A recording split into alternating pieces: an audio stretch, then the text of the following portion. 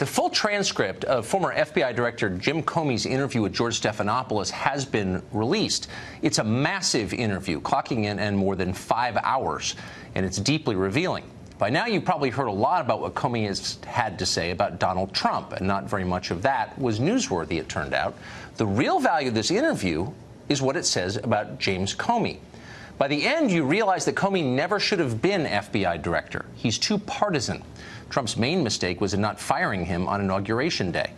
In his interview with ABC, Comey defends his prosecution of Martha Stewart, who you remember went to jail for lying to federal prosecutors. He then attacks General David Petraeus. According to Comey, Petraeus should have faced far more than a lone charge for mishandling classified information.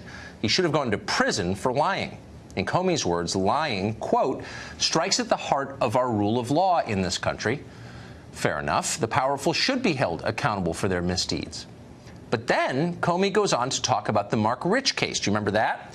On his way out of office, Bill Clinton sold a presidential pardon to a wanted felon who had fled the country. Comey is unambiguous about that case. Quote, I've never heard of another case where a fugitive from justice was pardoned. So Stephanopoulos then asks the obvious question. Quote, did you draw any conclusions about the Clintons, about Hillary Clinton from those experiences? Comey's response? Nope, none at all. Selling a presidential pardon to a fugitive says nothing whatsoever about the Clintons or their character. And by the way, Comey goes on to say, that Hillary Clinton is awfully smart and hardworking. Loretta Lynch gets the same soft treatment. Comey concedes that as Attorney General, Lynch did in fact pressure him to describe the Hillary email investigation as a, quote, matter rather than what it actually was, a criminal investigation. Did Comey spot this obvious effort to politicize justice? Nope, not even close. His first concern when she told him to refer to the Clinton email controversy as a matter rather than an investigation. Did you think she was doing that to protect Hillary Clinton? I didn't know. It worried me, gave me an uncomfortable feeling because the Clinton campaign had been trying to come up with other words to describe it. You know, I don't know, says Jim Comey. Comey doesn't know if Lynch was trying to protect Hillary Clinton. He doesn't want to draw any conclusions from that. He has no idea if the Attorney General was behaving politically when she told him to parrot the Clinton campaign's talking points. Comey goes on to say Loretta Lynch is a very smart and good person whom he respects very much. We remember that in the middle of all of this saga, President Obama publicly and repeatedly dismissed the entire Hillary Clinton email investigation as a nothing burger. Of course Hillary did nothing wrong, Obama said. Well, Comey concedes that Obama is a very smart lawyer, and he should have known better than to weigh in on an active investigation as president. The president shouldn't do that. Quote, do you think Obama was trying to color the case? Stephanopoulos asked. Once again, Comey replies, quote, I don't know. I don't think so. Well, there's a theme here. Again and again, partisan Democrats get every benefit of every doubt from Jim Comey. He can't rush to conclusions, that is until he sees the white circles under Donald Trump's eyes, then he's happy to speculate. Comey says repeatedly that lying is what bothers him most. He's devoted his life to fighting against dishonesty. That's why he wrote the book, he says. But Comey also says that former Director of National Intelligence James Clapper is the public servant he admires most. That's right, the very same James Clapper who lied to Congress, falsely claiming that intelligence agencies don't spy on Americans when he knew perfectly well that they do.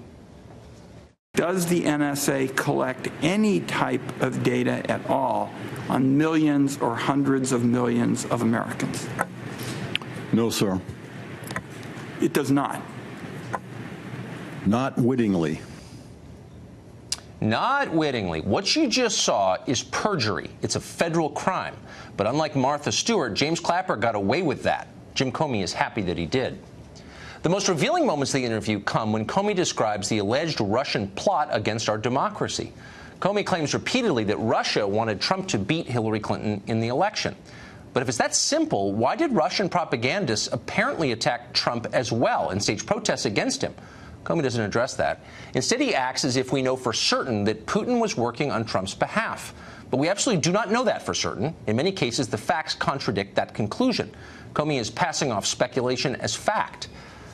If Comey and the FBI really wanted to get to the bottom of a Russian plot against our democracy, why didn't the Bureau examine the DNC servers to make certain that Russia really hacked them?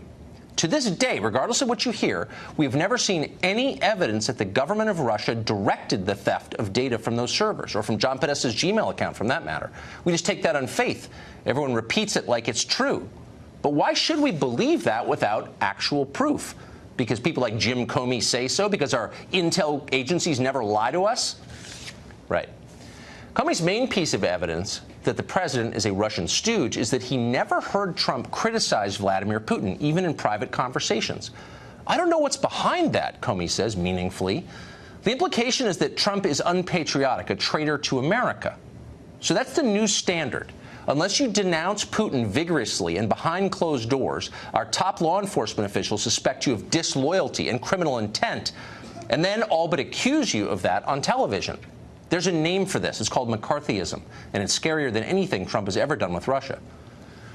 Finally, for a guy who says he's determined not to be political, Comey seems highly political. He says repeatedly in the interview with ABC that he's greatly influenced by his wife. He cites a number of occasions when she's weighed in on his job at DOJ, including during the investigation into torture at Abu Ghraib. Comey says again and again that he listens carefully to his wife. Well, given that, it's significant that Comey's wife turns out to be a bitter Hillary partisan. Watch. On Saturday, January 21st, masses of demonstrators take to the streets, among them the family of James Comey.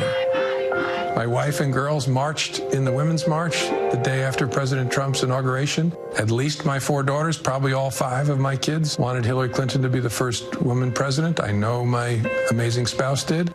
I wanted a woman president really badly, and I supported Hillary Clinton. A lot of my friends worked for her, and I was devastated when she lost. Well, wait a second. We have news here. Jim Comey was the director of the FBI working for President Donald Trump. A bunch of his wife's friends worked on Hillary Clinton's campaign. Virtually his entire family marched against his boss on Trump's very first day of work. Comey gave ABC photographs of all of them carrying anti-Trump signs on the National Mall. We're not supposed to think that any of this had any effect on how Jim Comey approached his job in the Trump administration. But of course it did.